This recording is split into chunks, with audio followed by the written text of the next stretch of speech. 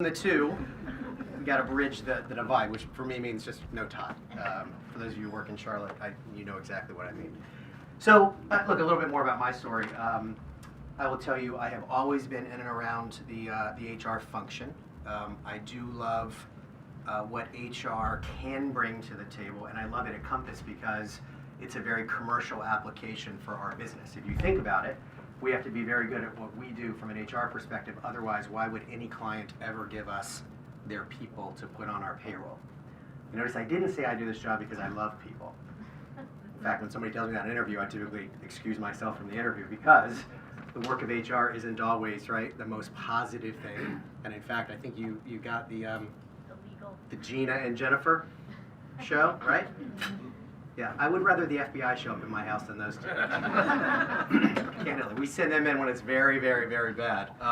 But you actually see what happens, right? People, even with positive intent, sometimes lacking common sense. But we do, unfortunately, have to deal with quite a few issues, as you have in your previous experience and will going forward. So let me talk for a second about Compass, and again, part of my story relating to Compass. I know you've heard from several speakers about our numbers. So we are growing, knock on wood, right? We have about just shy of an 8% 5-year CAGR. That for us equates to 351,000 gross hires over the next 3 years, right? As a recovering banker that came out of a shrinking organization, it's great that we have all of our issues and challenges and problems around talent acquisition. Thus, these types of programs are very important. But we'll hire 12,000 salaried professionals this year. All of our businesses have at least a 50% internal promotion target. You're in Rick Post's organization, he would say it's 70%, very difficult. So think about just even at 10,000, promoting 5,000 people in the right location, in the right job, ready now. It's some, I think, serious heavy lifting. And we're not that good, to be quite candid. We'll put about 1,000 people through programs like this year. Denise is committed to 4,000 for next year, right? This is like a fight, right? If I say 4,000, I'll get 1,500. This is how it works. It's an ask-bid process. But again, for us to be able to grow and continue to thrive and continue at 6 to 8%, we do modeling off 6, knock on wood, we've always been higher. We have to be able to provide talent and literally supply the people supply side of the business, which is why this is, I think, very, very important, these types of programs. From a career management perspective, I think we have a very simple model. And this is important for all of you. You've obviously hit this point in your career. And there are 3 components I want to talk about from career management. You've already probably experienced some of them and how that may impact you going forward. Number 1 is performance. You obviously wouldn't be in this room if you weren't performing. Performance you own with the right tools and support from the company. The second one is credentials, right? Programs like this, certifications, higher education, et cetera, we help support those activities, but at the end of the day, those are also yours to help initiate. So constantly looking at how are you developing yourself and bettering yourself. And the third one we don't typically talk about, but is as important as the first 2, is sponsorship. And the reason why all of you are here in this program today is because somebody sponsored you, right? Probably because of your performance and credentials, but you were sponsored. And I think a very important aspect of your job now and going forward is, who are you going to sponsor? We'll get nowhere near 5,000, 6,000, 7,000 ready now promotable people if everybody going through these programs don't do exactly what somebody did for you, which was sponsor you, right? And so sponsorship, I think, is critically important. Part of my story is I spent probably the first half of my career in jobs that I was way in over my head, right? And those are always the best jobs as long as somebody's there to help you when you make a mistake, because you will. And I don't think, if we're very candid with each other, we take enough risk on young talent. And I don't mean, by the way, young in terms of age. It could just be young in terms of experience in a particular job category. And that could be veterans coming into the workspace. It could be, again, multiple sources. But we're not good at taking risk. In fact, I love talent planning discussions when we always say well, he or she will be ready in 1 year. Well, how long have they been doing the job? 12 years. What's going to change in the next year that's going to make that person ready? And you've all been there. You've all had these discussions, right? We're not very realistic about taking a risk on somebody, because I would argue you either should make that call or shouldn't make that call, but you have to declare one way or the other. That person's going to go into the next role or not. And let's be clear, for all of us, somebody made that call earlier than they probably should have in our careers, right? And again, I'm going to ask you to flow that forward and do the same exact thing. But 350,000 people, just shy of 8%. I think we're unbelievably successful at the way that we subsectorized. The other thing we never want to talk about is sharing talent across sectors, right? Every write-in comment on an associate form is, can we do more of it? Can we do more of it? Every leader publicly says absolutely, and then you go back to your space and go, no way am I giving up my best talent, because it's natural. It's natural. And I think we're doing a better job than we have historically at moving talent. And some of you are represented in this room. Some of you have worked in multiple sectors, and again, probably had a sponsor that helped do that. I think Rick and Bobby in particular are very good about looking down through talent plans and trying to move people across. But again, it's also got to start with all of you. And I think somebody made the comment earlier, Denise, about what got you here isn't necessarily going to take you forward. And I think that's very true. Especially it's very true moving from a single unit operation, right, to a multi-unit operation, because it now is much less about you and much more about what the team delivers in your role, supporting the team and developing your people and taking risk on people, and et cetera, et cetera. And in my line of business, we talk about derailers, right? So we can talk about all the great qualities leaders have. You guys have heard a lot of it over the last couple of days. But for me, it's as much about derailers as it is anything positive. And so let me give you an example of a derailer. Leading with a personal agenda versus the company agenda is a derailer, right? That will stop you flat in your career, especially at Compass, because we do practice, as Gary Green says all the time, a large amount of humility in how we go about doing our work, right? Remain humble, confident, but humble. So leading with a company agenda is very important versus a personal agenda. And that means sometimes giving up maybe one of your best players for the higher good, as an example. Other types of derailers. I think you saw some of those in terms of judgment calls. I mean, we are about our reputation. I mean, one of the things that I think we do very well as a company is we don't agree to everything. I'll give you an example in my space, labor relations. I know everybody in here loves the unions, right? Many of you are in heavily unionized sectors. But here's a great example. We don't agree to everything with unions, but what we agree to, we absolutely do. And that is what we stake our reputation on. And we do that with our clients as well. We do that in how we sell business. In fact, I was just talking to Chris Kovaleski and the sales team here in the last couple of days, and the competition right now is trying to sell against us by saying we've gotten so big and we're trying to buy business and we'll never be able to perform it at the level that we're performing it. But there's not one example of that they can cite. Ironically, we can cite probably a half dozen with each of them where that's happened. We can even do it here in Charlotte. We never want to throw competition under the bus, but it goes back to that premise, right? Whatever we commit to is what we're going to do, but we don't commit to everything, and I think that's very important. And as those of you go into your roles, I think about 25% of you, as I saw, are already in multi-unit positions, but for the rest of you kind of moving in, I think that's very important in terms of contracting, how you commit to your people, right? From a career perspective, how you commit to your clients, and how you go about service in general. So that piece is very good, is very important. In fact, we've had a series of issues recently, and I think one of the things that Gary Green talked about to a group of us was he was watching Warren Buffett. He was watching some testimony. Gary's pretty interesting on what he reads, and when he comes into work, what he's talking about. But he was reading a documentary on Warren Buffett, and when Warren bailed out one of the investment banks, and he was testifying in front of Congress. And what Warren said, in terms of trying to get the confidence back for him to be able to actually do what he needed to with the bank, he told Congress that if somebody in that organization made a mistake and lost money, he'd work with them. But if somebody in that organization did something that damaged their reputation, he would be absolutely ruthless. Right? Pretty telling. So our CEO has that on his mind. All of us should have that on our mind as we kind of progress forward and do the right thing. I think change and being open to change is hugely important. In the stability of our company and our leadership team, we have 5.5% turnover in the top 500 players. We have for the last 10 years. And almost every piece of that is managed, meaning natural retirements, etc.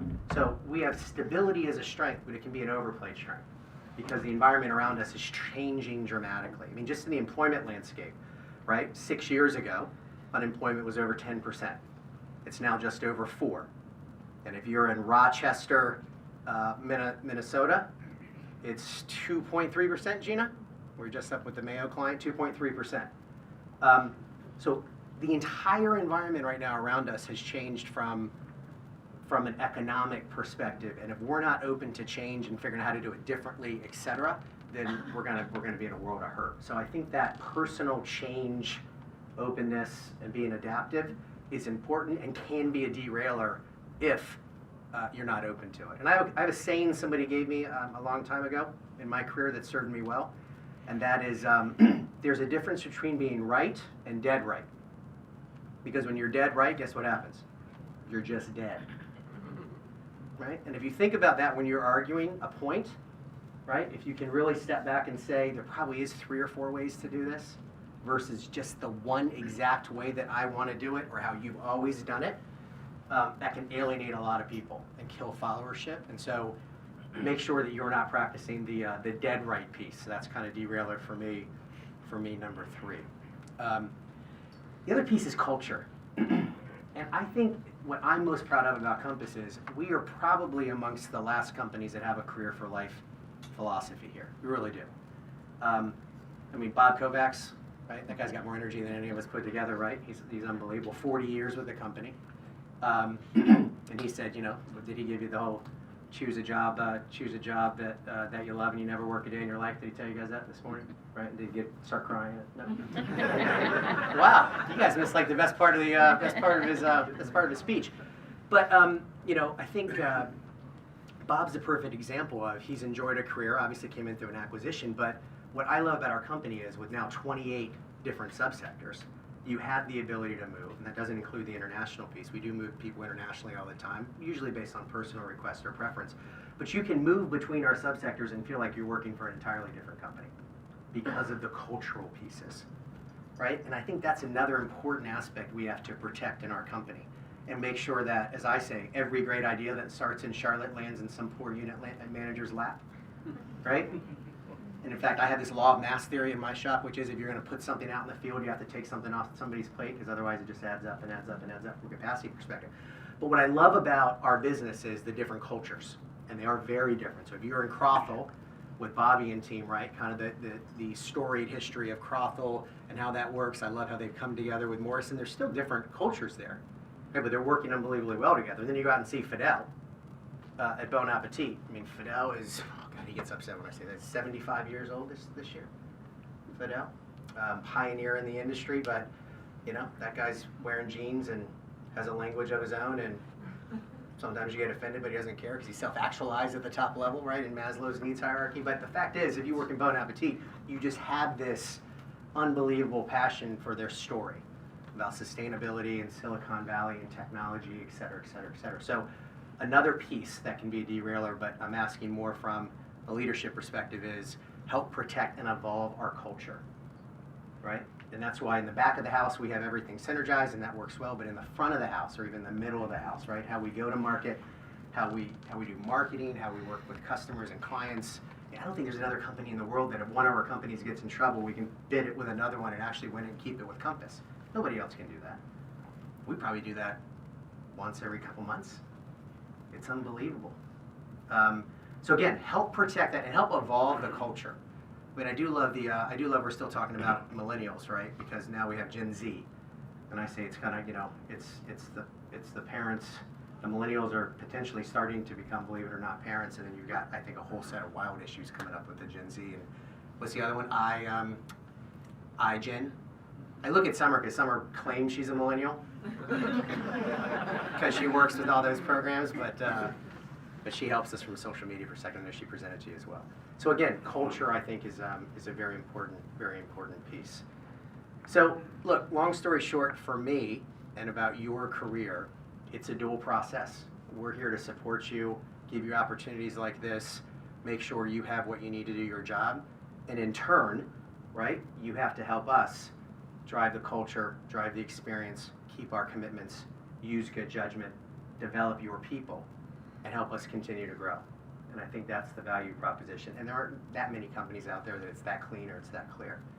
Coming from banking, I promise you, our environment's much better. And in fact, we were talking about that earlier today, right? If you hire people with that come from places that aren't as positive, everything here is fantastic. Right? I love hiring bankers. It's like, what do you mean this is a crisis? This is not a crisis. Nobody's testifying in front of Congress. Nobody's in jail. This is not a crisis by any means. So with that said, I like to take questions. I'll tell you, for those of you who don't know me, I will answer anything. If I don't have an answer, I will make up one that sounds fantastic. But seriously, you can ask me anything about the company, career, program. Right, Denise will tell you I really do like this kind of portion of the session because we can get into anything you'd like to get into. Questions, thoughts, concerns, comments? Stock option opportunities. Stock option opportunities. It is probably my #1 question. And usually I give it to Bob Kovacs. He told us to ask you. Yeah. Did he? Yeah. He said anybody, you and others included, yes. Actually, so Gary Green and I do get this question all the time when we're out. And there actually is a relatively, I won't say simple answer to it. So we used to have a stock purchase program with a discount, right? Those of you who have been here quite a while remember that. It was relatively costly, but that's not why we stopped it. The reason we stopped it is the only people who participated in it were the senior people in the company who candidly probably could afford it anyway. And the other piece is, and coming out of candidly 2 industries where it went backwards in a really bad way very quickly, those programs are only as good as the stock appreciation that goes with it. So if you're given a discount and running a program and next thing you know, Lord forbid, your stock goes backwards 70%, it becomes more of a detractor than it actually does, something that's very positive in the environment. So we've looked at it. We went back and looked at all the participation rates, et cetera, and we've just decided candidly it's not worth the trip. And so we've decided where we can to put that money other places, which we've done. I mean, so if you listen to Bob and you look at our healthcare, for example, right, in the last 3 years, 2 years, we didn't do any increase at all. And the third one, we did a very modest one. And so we're trying to reinvest where it helps people, but it helps people at all levels, not just kind of middle management and above. I'm very sensitive to that in terms of the balance. But it's a great question. Other questions, thoughts? Not just about people, anything. I love answering questions on behalf of the CFO because I get better answers than Adrian, so you can ask that too. About the numbers, anything? Gary, filling 300,000 positions, what's our top 3 strategies? Oh gosh, I know. So when I showed those numbers, and again, it's simple math, guys, right? 6% growth, which is conservative. We've not grown 6% the last couple of years, so think about that. So we reduced it because we think at some point, right, on 17 to 20 billion base, 5.5 to 6.5 is probably a bit more realistic than 7.5 to 8. So first, let's start with, it's a conservative number at 6. 38% turnover, which sounds high, but if you think about our industry, it's actually better than our competition. Our competitions are both big competitors are in the low 40s. And really, if you look at our turnover, it's driven by 5 sectors, and support services in general is typically higher than food. So we all know that, especially for the guys in Crawford. In fact, I would go so far to say some of that turnover is baked into the model. So those are the big assumptions. 38% U.S., 6%. We baked in Canada at 3% growth, given the offshore challenges in ESS and DOR, and their turnover is 30%. So those are your 4 calculations. Gets you to 351,000 gross hires. That puts us at a head count of 327,000. So we have to hire 1.5 times the company to grow net 77,000 positions. Is what the math is. So when I showed those numbers to Gary Green, I made a mistake. I showed him on a Friday afternoon. Sunday morning at 9 o'clock, my home phone rings. That's Mr. Green saying there is absolutely no way that we can hire 351,000 people. That's insane. Can't do it. So what he's done is he's gone back to the officers, and in fact, we have an officer meeting next month, and he's really put 2 challenges on the table. The first is he wants to reduce turnover by 5% across the company. He wants to get back to where we were in 2010, 2011, albeit the employment environment was very different, but he wants to drop it back, below the mid-30th percentile. So that's one. So there's lots of different ways we're going to get there, but that's his first challenge. The second challenge is get labor out of the system where we can. does not mean reducing jobs we have today. It means between the growth of roles and turnover, let's figure out how not to replace labor. So if you're in a Rick Post organization right now, cashierless, kiosk, right? Huge piece in terms of the front of the house. We're doing some very cool things with a couple clients. Google, for example, we have 2 new builds going on with Google. We're putting in fully automated dishwashing systems, no labor whatsoever. Okay, so if you've had any part of trying to hire a dishwasher in Silicon Valley, you can't hire them for 21 bucks an hour. And we're paying up to 26 bucks an hour for a dishwasher in Silicon Valley. So those are 2 examples, but he's challenging the paradigm. I mean, if you work for Flick, you know, it's do you purchase soup versus make it? And as soon as Gary Green says to Scott Davis, you need to think about purchasing it. I mean, literally, it's like, the Flick guys just literally, they start sweating, palpitating. You want to get Bob Kovacs in with the machine ready to go. So we've got to challenge some paradigms and some testing. And again, we don't want to reduce quality in any way, shape, or form, but we've got to get smart about labor, because talent availability is quickly becoming, for us, the #1 challenge. And Gary's now saying that publicly, and the investors are asking us about it. In fact, the last 2 investor presentations, I was part of it more because the investors are worried about the growth engine and machine and how can we keep feeding this thing from a people perspective. They're not worried as much about the numbers, ironically. It's about labor and all the challenges that come with it. So that's a good question. So the two things we're focused on are reduced turnover, and it's different by business in terms of how we go about that. Some businesses, Urest, for example, you know, have had really good success in the hourly incentive program. In fact, since that launched in the units it launched, it's dropped shop turnover 300 basis points. That's very good, and it's at least break even, which is good. I don't care if it, actually, I'm good if it breaks even. I know the operators always want to, you know, add it, but with talent availability, turnover, if it breaks even, that's a win, as far as I'm concerned. So that's one. And then the second one is job design. It's job design and how do we take labor out. It's a long-winded answer, but it's very relevant. We're literally having those topics right now. And next month in Louisville at the officers meeting, each CEO has to go around and tell Gary what his or her plan is for those 2 items to hit the number. And if we do that well and we hit his challenge, we'll drop the 351 to 310. We'll just have to hire 103, 104,000 a year, not 120 or 125. And we can do that. We can do that. We're going to hire 103,000 this year, right, Eileen? The forecast is 93,000 in the U.S. and 10,000 in Canada. We'll hire 103,000 this year. Eileen always saying back, she won't ever give me a real number. Yes? 2 questions. What Yep. keeps you up at night, and what motivates you to get up in the morning? It's a great question. What keeps me up at night? I mean, look, I think the answer is finding 103,000 people. I knew you were going to say that. I think the second thing is we are so big. I mean, look, we still try to run this company like it's a small company. I love that. And I tell people, anybody we hire, you want to have a discussion with Gary Green or Bobby Couttet or Rick Post or Adrian Meredith, anybody, pick up the phone. Don't take the call. Be careful.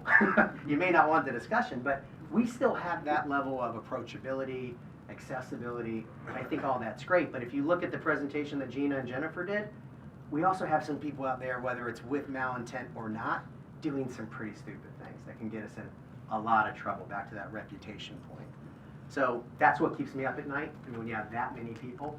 I would say the third thing is we're large enough now that almost anything that happens across the country and candidly the world, so any of these terrorist events or you name it, our people are involved in it. You know, in Boston, we had several people running in that marathon when that happened. Several of the school shootings, Lord forbid, we had relatives of, you know, members, anything regarding travel. I mean, so every time now we're involved with it because we employ 250,000 people. Anything around the world, we employ 600,000 people. So we had people at the concert. Manchester is a great example. I mean, so that stuff worries me because we're so big. It's now we're kind of part of the fabric of the country and the world. Yeah, good question. I don't have an answer for, you know, so I wake up, you know, I do take Ambien pretty regularly, can get back to sleep, but it's good. Yes? That being said, we have a lot of conversations as a group about how sometimes we get a little siloed. And we have a lot of opportunities to share a lot of best practices that don't seem to kind of cross the silos. Do you have any plans moving forward in regards to our level or one level above, cross-pollination, I guess the best way to put it, of some of our ideas? I mean, look, I'd love to say we have some plans in place. I can't think of or point to any that I would say are very crisp on the point. I would say these programs are very important to that. I do think the way we gear the CCCs and any of our events like that are trying to drive some collaboration and cross talent. Yeah, the zone meetings, if you're part of those, again, not all businesses are. Again, our attempt to do it.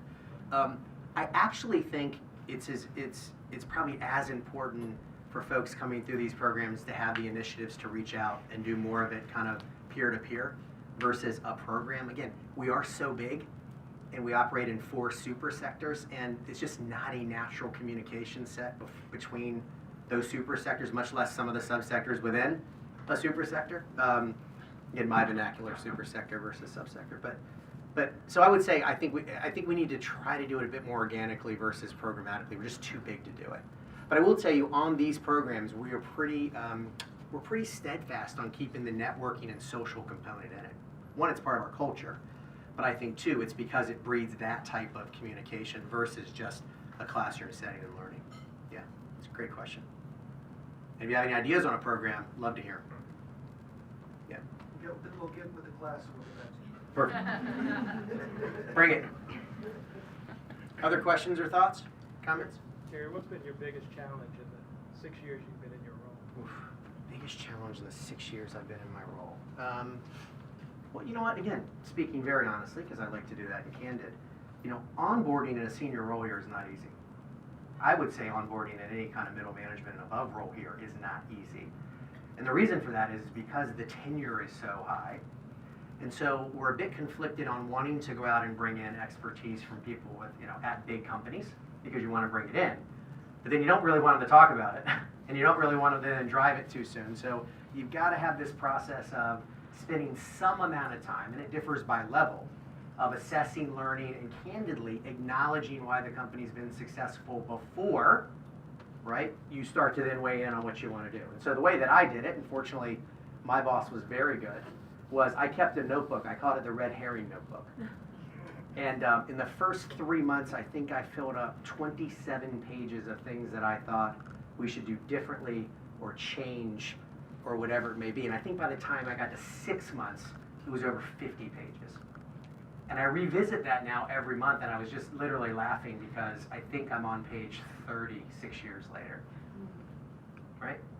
So I think for me the challenge is, and I'm the only ever externally hired officer, if you think of it from that perspective. So I have a real soft spot for people onboarding in the organization because I experienced it. I experienced the good, the bad, the ugly, the you name it, and the relationship building. So I think everything great about our culture is also potentially an overplayed strength, and we just have to constantly remember that. So I love the fact that we're a relationship company, but we are an uber relationship company, right? I love our jobs are person-centric, meaning if you come into the job, you don't have to do it the way the person did before you. In fact, you can put your own personal stamp on it. But that also means there's huge variability in the system, which can be difficult to manage, right? It's like multi-unit, difficult to manage. So I think for me, I won't say it's my greatest obstacle, but onboarding in and then wanting to try to change things, do it differently, and at the same time, supposedly also being the one that's the keeper and evolver of the culture has been a bit of a balancing act. But all things being equal, I wouldn't have done anything any different. And candidly, I've loved every minute of it and continue to. And again, when you have a benchmark like banking coming through the mortgage crisis, what's there not to love? I mean, candidly. But no, it's a good question. But I do have a soft spot, and we talk a lot about onboarding and how difficult it is for people. And then you step back and say we have to hire 103,000 people. And 10, 12, 13, 15,000 of those will be salaried, and candidly, 70% of those at some point will be external. And are we doing it? Are we doing it and helping people come on board? Right? I mean, we have 17 officers, including my 6 years. There's over 400 years of legacy company Compass experience on the board. 400 years. So, gives you some perspective. And again, that's very good, but when you ask who has a Twitter account, not good. 2. Well, that's right. I now have one, but I have no idea how to use it. 3, sorry. as an example. But I mean, that is true. Like when we have technology discussions, I think it's the funniest thing I've ever heard in my life, right? We are not, let's be clear, our senior guys are not, I mean, Gary Green just switched to a smartphone 3 years ago, and he was so excited to show me he had loaded an app, and it was the flashlight. And showed it was already preloaded. He was like, "You're kidding me." So, I mean, again, we've got some work to do, but the great news is we've also got some very, very good talent, right, coming up through the system, and we've got a great guy now running innovation for us in Hamza. He's doing all kinds of great things. We have great analytics work with E15, and so we're investing in the right places and with people who know what they're doing in those categories. But sometimes moving the ship with people who have so much tenure and have been so successful, right, can work against you. Just to be very candid. But we're doing well. Overall, we're doing well. How do you keep yourself sharp? How do I keep myself sharp? I read a lot, and I benchmark other companies quite a bit. I'm fortunate coming from the outside and being a bank alum. Many of those people have left. They're all over the world, which is great because you have a network that you can make a phone call very quickly in 10 different industries and just ask questions on what they're doing in any topic. So I probably have 5 discussions a week with heads of HR companies all over the world, domestically, internationally, just talking about how they do it, what they do, how are they scaling, because everything we do has to scale. And that's where a lot of the ideas have come from. And that's where a lot of ideas have been killed, because we were able to reach out real time and say, why is it not working for you? And vice versa. So that's how I do it. People do it different ways. But I just think that external in filter is important, because again, we have so much internal knowledge, which is great. We've got to figure out a way to force the external knowledge in about what other people are doing. Yeah. Yes? So have you ever considered a smaller but a bonus plan to the frontline employees? I know some of the hospitals that I work with do that too. Management gets a different level, but to get really the buy-in and retention of employees. So we have, right now, out of our kind of 12 large sectors, we have 4 that have frontline incentive plans. And they tend to work pretty well as long as you invest the time and energy to keep them updated and fresh and follow all the routines that need to go with it. The daily huddle, revisiting what the goals are, making sure everybody participates. You can't divide front of house versus back of house. Everybody's got to be in it together. It's got to be meaningful enough that the dollars are real. And candidly, we have some senior operators that just don't believe in it. And we have some that have done it and love it. We have others that have tried it a different way. They don't think it should be on sales. They think it should be on profit because they want to make money off of it. And so again, there's all these iterations out there. I would say you should just have good discussions in your sector, in your division or region, and I would hugely be supportive of you even piloting it. So I would say talk to your leaders, talk to your HR person who covers, and we'll help you do it. We have the materials. We have websites built. We have videos. We have materials and campaigns. And you not only see a lift in SAT, better retention, and I do think at the end of the day, especially when you bake in VA and some of the other pieces that we don't typically look at, you make money off of it. You do. And we run a couple things, smart water at the cashier. It's like, some of these cashiers can sell. I mean, I didn't even know I wanted a bottle of water. And if you just think about the flow through rate and profitability, it's fantastic. Yeah. What else? Other thoughts? Okay, well, I'll close with this. 1, congratulations. 2, thank you in advance for what you're going to do for us in the future. And 3, please, please, please, in this order, remember, we're all recruiters, right? The recruiting team by themselves can't hire under 3,000 people. You guys have to help and be personal recruiters. Number 2, this is for you, Steve, we're all salespeople.